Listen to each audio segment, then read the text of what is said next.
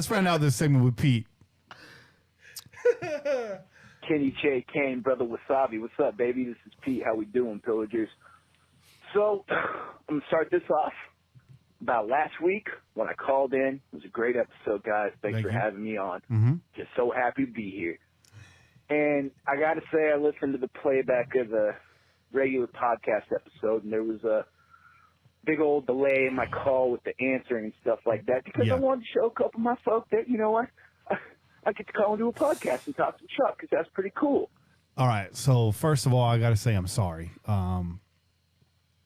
When I was editing the show, piecing together, it seemed like a piece of cake. I shifted some things over, and the caller track got left in its place, and everything was out of whack. And Pete had a tremendous call, and he's saying now he was showing off his call. Yeah. Now I feel double, extra bad. So that's on me. I said I was going to take a shot of punishment sauce, which I don't have in the studio. But if one of y'all wants to go grab the 357, I'll be back. And a piece of cheese from the crisper bin. Yeah, don't forget the cheese, bro. That's much needed. Where is the sauce at? The sauce is in the door. It's the 357. All right, cool. It's the one with the gun pointed at you. And where's the cheese at? The cheese is in the left crisper bin. You can give me one of them Baby Bell cheeses that's wrapped up. All right, I'll be back. You know what? I'll be back, Pillagers. I'll take one with you, bro. All right. Bobby, we got to do it. All right, cool. We got to do it, bro. We're a team, bro. I appreciate you guys. We're a team over here. We got to do it. Hey, as a matter of fact, okay, this reminds me. Bro, I wasn't calling you out, dog. There's a reason why I didn't place those names behind that shit. We're a team, bro. We work as a fucking team. We are. I was a part of all of us. I appreciate you. Okay, man? Yeah. But your boy over here does a lot of work for us, okay? It's true. Your boy's, he's producing as we speak, okay? Making sure everything's in check. And then, that's right. And then, at the end of the fucking show, he's got to get himself together. He's got to get himself composed. We're having a good ass time. We're having good conversations. We're fucking dapping each other up, and we're fucking happy that we just wrapped another show. And he's got to fucking compose himself enough to get everything edited and fucking out to you guys in a timely manner. Yeah. Okay? And that's why I didn't fucking put that on you, dog. I wasn't trying to put that on you, dog. I'll just play with you. I wasn't trying to put that on you, dog. I just want to say that, man. You know I got to play the heel. I'm the heel on this show. You do, man. You like the fucking best WWF fucking wrestler of all time. I'm the Ted DiBiase of this podcast. Here he comes. Where's fucking Zeus at, though? All right, show the camera. Oh, shit. So those of you that have never tuned into the Crow's Nest podcast don't know about this. Son of a bitch. 357,000 Scoville units. Remember what I said, Bobby. On this bottle. Oh, yeah, that's right. Remember what I said, dog. That's right. That's right. Do not try to get through this quickly. All right. It doesn't work that way. Pete, we're going to get to the rest of your call, but yeah. Because hopefully we fucking don't cough and throw up all over. Speaking, bro. Because I did this to you, it's only right that I listen to and respond to your call. And hey, we're all gonna show the dab too, right? Under the influence of 357,000 Scoville units of ghost pepper sauce. Just for you, Pete. And this is a real deal. Now, Scoville units are a bit overrated. Those of you that watch these hot sauce shows and whatnot, they're a bit overrated. It's all about how the pepper is incorporated into the sauce and so forth. But this is no joke. And different peppers have different tendencies.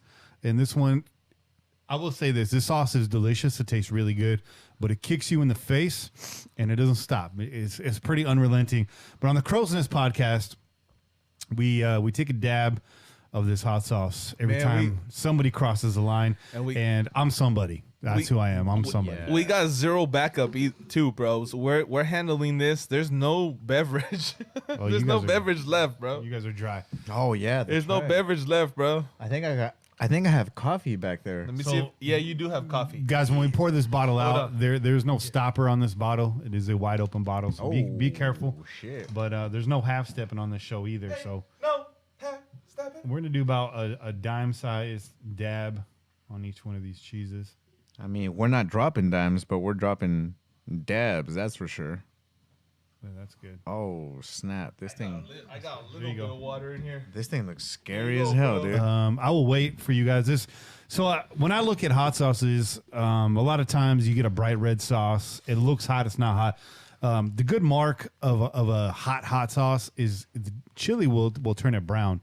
And this is what you've seen here. It's more of a maroon color. It's a brownish, rusty red color. If you guys are seeing that on the camera, I hope you can see that. Put it right there. So this is a real deal. This doesn't look like a whole bunch, but it is hot. I love hot food. I'm a big fan of hot sauces. I can take this. Does not mean it's not going to hurt. Salud. And it's going to hurt again later. This is going to hurt a lot. This is going to hurt a lot. Yeah, I got more Cheers. than you motherfuckers. That's right. Yeah. I'll be wiping with ice cream later. Yeah. That's for sure. Yeah. That's not a fucking Hershey Kiss, bro.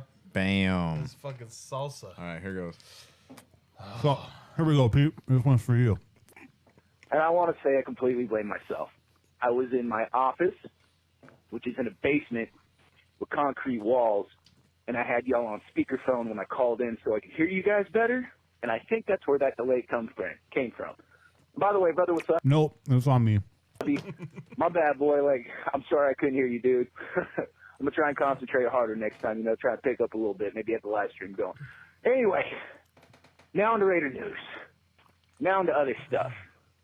So, I got something to say. This is about this, so to say, quarterback controversy, this stuff going on, cryptic tweets, trades. Apparently, one mister who wears number 12 and likes to kiss boys that plays for New England isn't going to come visit any locations for signings and free agency. There's a lot of speculation. God bless all the creators on YouTube that have been diving into this. And you know what? A lot of ESPN, a lot of Fox Sports, everybody's getting into it, man. And I'm going to tell you, by the time the dust is settled, and free agency's over and the draft is done, and You boys all right over there?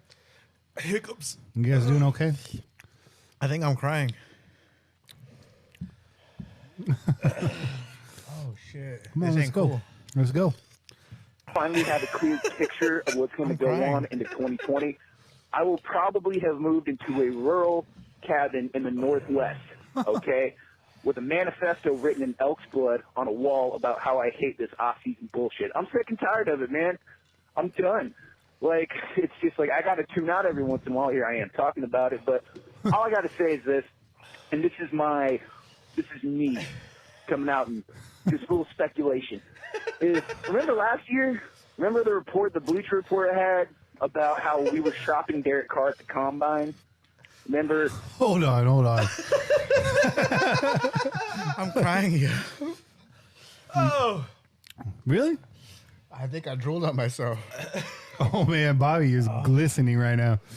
Bobby looked like a Twilight vampire. Woo!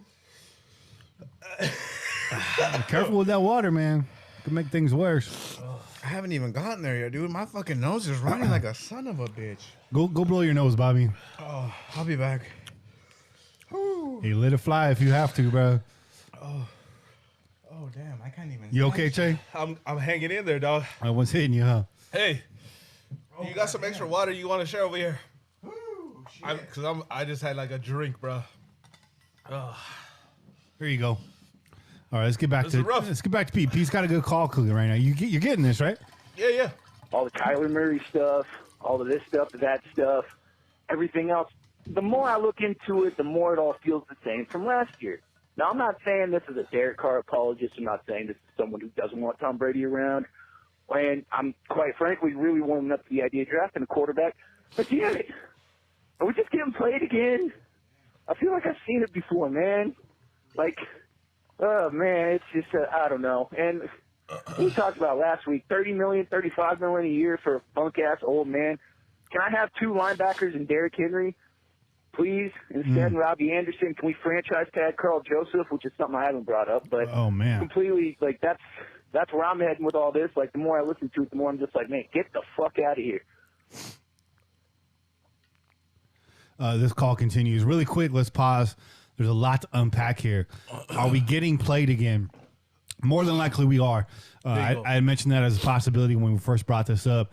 Is this all just a leverage play for Tom Brady to get the money that he wants in New England? More than likely it is. You know, Bob Kraft says, you want that money? Go out and test it for you. Let's see what you can get. Tom Brady's going to get those offers. Here it comes in my nose right now. Tom Brady's going to get those offers. He's going to go back and stay in New England. More than likely. I mean, that's where he's had his success. I just don't see a guy on his way out wanting to start brand new for just 2 years. Just 2 years, just to mentor somebody and get the hell out of the way. I think Tom Brady wants to put the nail in the coffin. I think he wants to show that he's not done yet. I think his best chance to do that is right there in New England. Whether or not New England wants to hamstring themselves with that money remains to be seen. If they do so, it's short term. You're looking at 2, possibly 3 years. Kenny K. Kane, brother Wasabi. What's up, baby? This is Pete. How we doing, Pillagers? So, I'm going to start this off about last week. Let's pause that really quick. This show is so long, we just looped around to the front. Yeah, we're looping around to the front too over here. This is me coming out and just full speculation. I think he wants to show that he's not done yet. I think his best chance to do that is right there in New England. Whether or not New England wants to hamstring themselves with that money remains to be seen. If they do so, it's short term. You're looking at 2 years, 3 years possibly, and then they're free and clear of that. And New England's got a lot of needs themselves, but I mean, Occam's razor. The correct answer is usually the most logical one. It's the most direct line. More than likely, Tom Brady stays in New England, and he's just playing everybody to try to get that money there in New England. More than likely. As far as bringing in, I mean, again, a lot to unpack here. As far as bringing in Derrick Henry, I don't see you doing that. You got Josh Jacobs in there. It doesn't mean that want to be the most lethal 1-2 punch in the league. Derrick Henry is going to be commanding some money, especially after last year. That was just straight historical. So, do you want to weigh in on this, Che? Yeah, man. I mean, I'm not disagreeing with you. As far as Derrick Henry goes, bro, I don't see Tennessee letting him go. I think they're going to resign him. Derrick Henry very well should have been this guy fucking 2 seasons ago, but the coaching staff in Tennessee just decided to keep playing fucking roulette with the fucking running backs over there. Derrick Henry was a number 1 pick coming out of Alabama, right? Back when he got drafted, and for whatever reason, they just would not give this guy the ball. And anytime that they actually committed to him, and which was like once every fucking 4 or 5 games, the dude would tear it up. So this is not a shocker that he had this season when they finally actually committed to running the ball consistently with Derrick Henry. So I don't see why Tennessee would let him go. Oh, damn. I think they're gonna throw fucking money at him. They got Tannehill. I don't think he's commanding very much money. He's not going anywhere anytime soon either. They felt confident in his play. As a second, right? He was the backup to fucking Mariota to start the year, so he's not getting paid a lot of money. So I think they're gonna be they're feeling very confident to keep him. How you doing, Bobby? What's the question? Question is, how are you doing? Chad's very worried about you. Don't worry, Chad. Chad. I was officially. Goddamn. Welcome to the fucking Pillaging Podcast, Bobby. Now, to be fair, Bobby's tried that sauce before. No, but not like this. Not like this. No. I give you a very small taste. Oh man. No, that tip didn't help, bro. I try to take my own tip, bro. I told you, chew for as long as you can. I did. But as I was chewing, I was swallowing some of it too, and I got the hiccups right at the beginning. And that's how I knew I'm about to be in for it. I'm about to be in for it because the first time we tried on fucking Crow's Nest, that's what happened. I tried to get through it too fast. Mm-hmm. Thought I'm gonna get out of this real quick. Yeah. Nope. Nah. That shit sticks with you. Yeah. I'm both sober and high at the same time, dude. The safe play is to keep it in your mouth as long as possible. Yeah. And you told me That's what she said. That's what she said. That's what Derek Carr said. That's what she said. But no, the second time that I tried it on Crow's Nest, that's what I did, and it helped me out a lot. Yeah. It's still hot. Helps you in the back end, It's too. that dime It still bro. sucks in the mouth, right? Like you're still fucking just burning up, but it doesn't fuck you up in your throat and in your chest as much. Yeah. And it doesn't give you fucking reflex in your gut. I can barely open my eyes, bro. Right now, you can hear the mocos. I'm fighting back right now.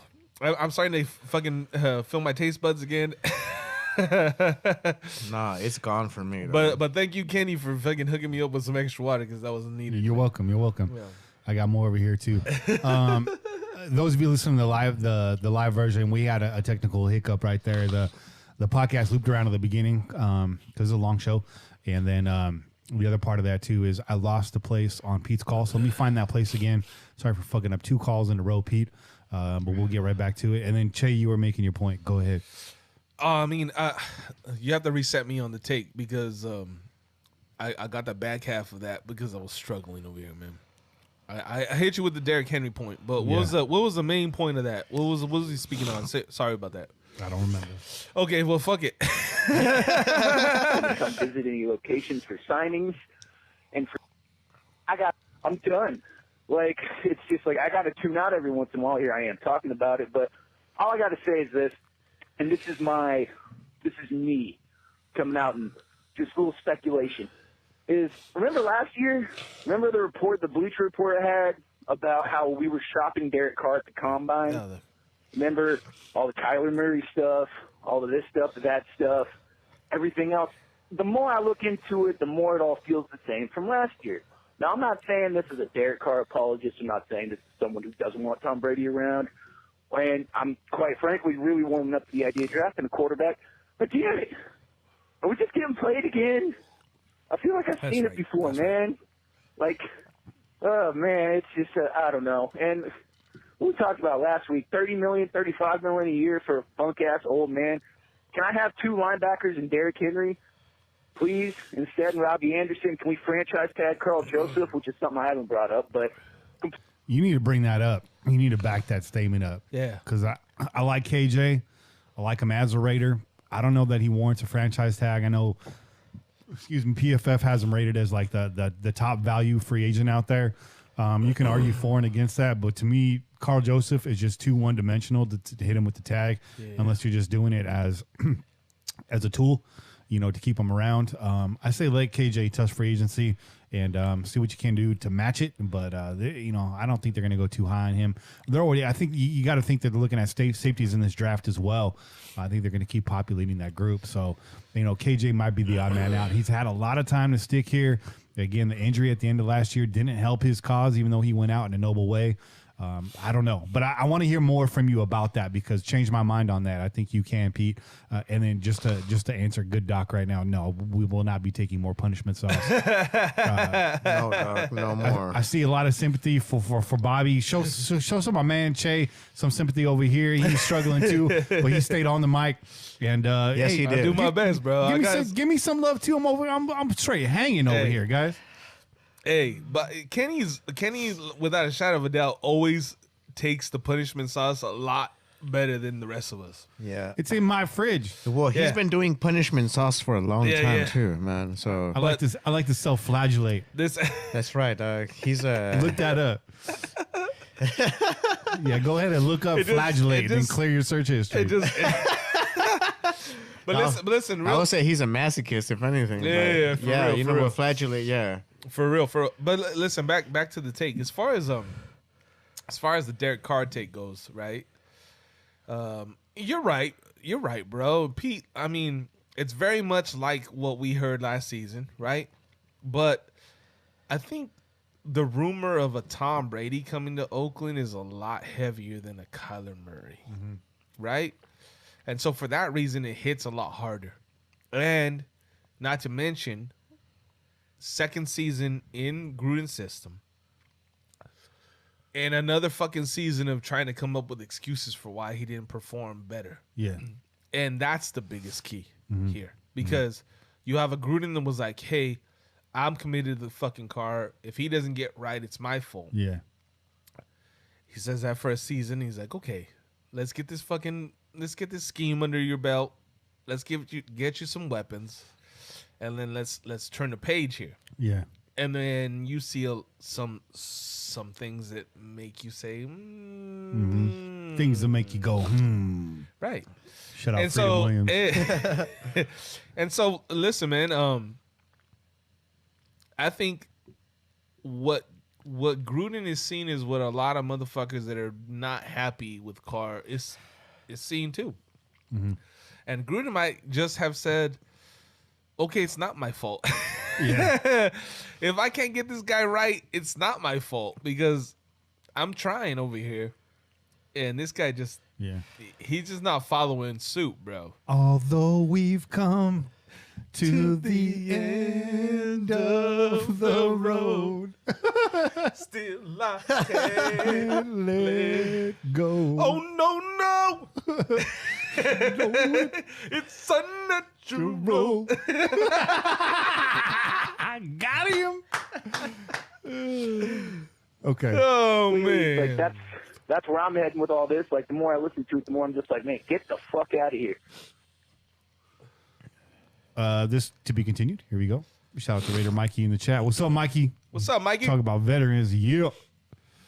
Kenny, Che, Kane, Brother Wasabi, Pillagers, what's up? This is Pete. Sorry for calling in twice this week. My bad. I rambled a little bit on the last one. It's okay. But, okay, so here are my top 5 playmakers in other news.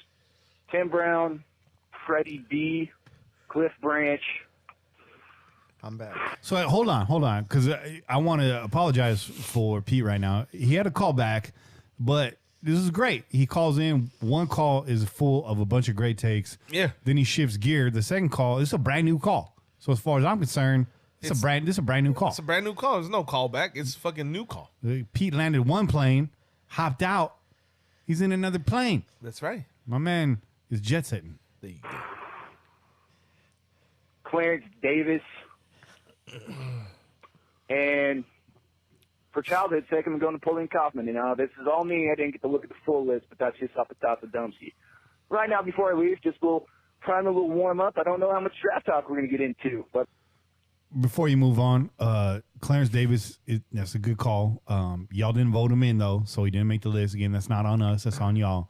And Napoleon Kaufman, we talked about this off the air. This is the greatest Raiders of all time, not the greatest Raider childhood memories of all time. No cap. Yeah. the time this play has been called. And like I said, I'm going to make it short and sweet. Round one, and this is me.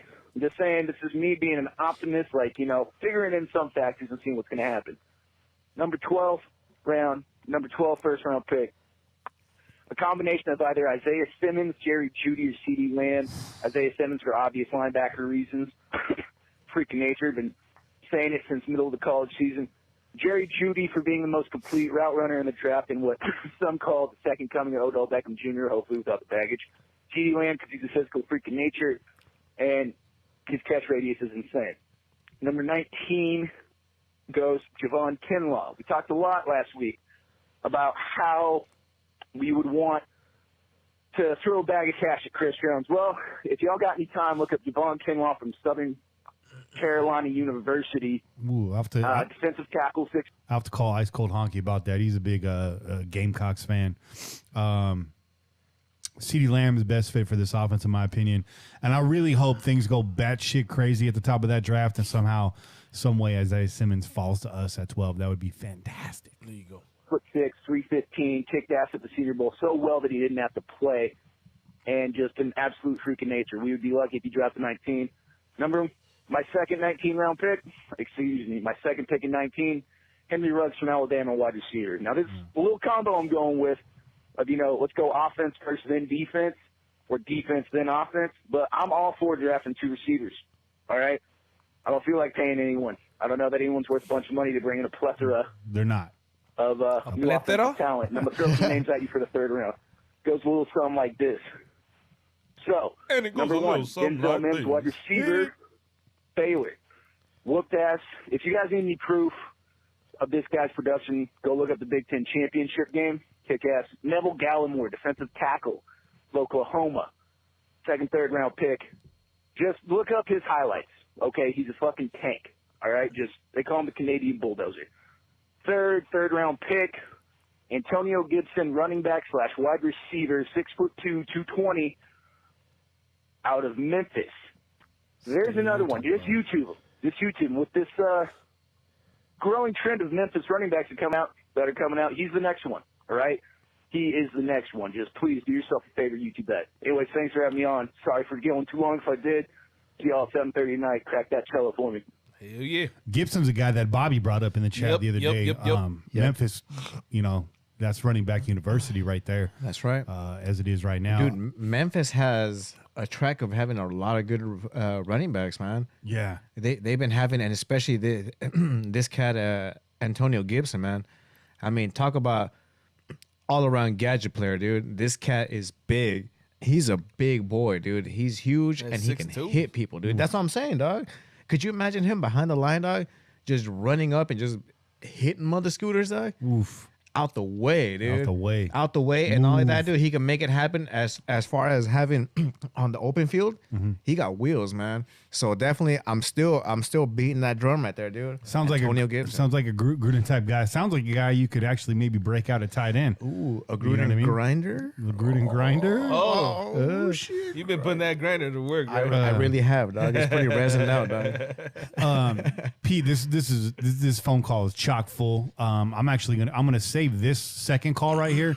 I'm gonna download this, save it to the hard drive. We may be bringing this back up after the draft and see if you landed on any of these, and if you do, then that puts you in a contention for phone call of the year. Hell yeah. For the Nesty Award. Like he needs another one, right? Yeah, so we're gonna start archiving these calls and see what happens with them. But I'm gonna throw this out there to you guys right now on air. We've had Pete call in live. We've had Pete call in with these voicemails. We've had Pete in the chat. I think it's time to bring Pete on as a guest. You know what? I think we should bring him on multiple times as we get into this draft talk in March, starting next week. So, Pete, if you're available, I think we'd love to have you on. Absolutely. Yep. Absolutely. As maybe our Draft guru. our draft Nick. That's it. Ooh, and nice. because we're gonna start getting into this again, the combine's next week, and that's when we're gonna start getting into our draft talk. I mean, I don't think there's any point about talking draft until the Pajama Olympics happen. Hey, you know what? And I don't mind rolling up in here with my pajamas on, dude. just for the sake of the Olympics and whatnot, you know. In the spirit of the combine, we will be doing the show in our underwear next week. Special guest Mervin Fernandez on the show. Yeah, we'll be riding bikes in the studio. Yeah. So Pete, if you're into it, man, if you're up for it, hit us up. Pillaging Just For Fun at gmail.com. Pillaging Just the number 4 fun at gmail.com. I have your phone number, so that's easy to do. And Hey. I will read it on air right now for everybody if they want to call you.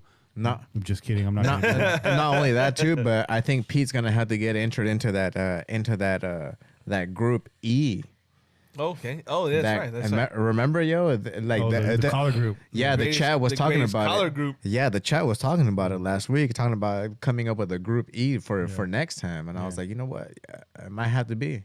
I don't know where you guys are at, but that sauce is right about here right now for me. But Yeah, it's calmed down quite a bit, bro. No, that sauce is cool now because if I it still wasn't, got a little. yo, I would have been laid out by the bathroom right now, dog, just drinking water though off that sink, dog. So you said you were a little bit high. The capsicum, the active ingredient there in the peppers, it has an intoxicating effect. It does. It really does. People man. that are real chili heads, they go to it a lot for that. Yeah. You know, Polly's pointed out it's got almost a psychedelic effect to it. You get real hot on a chili pepper, the colors are brighter. You know, people are more annoying than they usually are. You're like, shut the fuck up! I'm trying to hang on over here. I thought I was hanging out on that Vegas net, dog, for a second, dude. I was so high, dude. I'm not kidding you, dude. I was flying off of that punishment sauce, yo. Bobby was looking down at Allegiant Stadium, going, "What the hell happened right now?" But yeah, then after it goes, you kind of have this feeling of detox, almost like purification. So. I'm a firm believer in chili peppers. I think it adds a fourth dimension to cooking. Straight up. It's fun. It's fun to challenge yourself, man. Absolutely. It's fun to push yourself. So It's definitely like a retox, dude. Like it takes to like the fifth dimension, bro. fifth dimension. What is it? Afternoon delight. Didn't they do that? Afternoon delight. The fifth dimension did. No, what they the didn't fuck do was that. it called? Where was it? It's what's that Sunshine song, bro? Everybody loves the sunshine. No. Sunshine. Oh, that's right. Let the sunshine This in. is the That's on the dawning- fucking. That's on the fucking 40-year-old virgins. Fucking At the end, that's right. At the end. They did.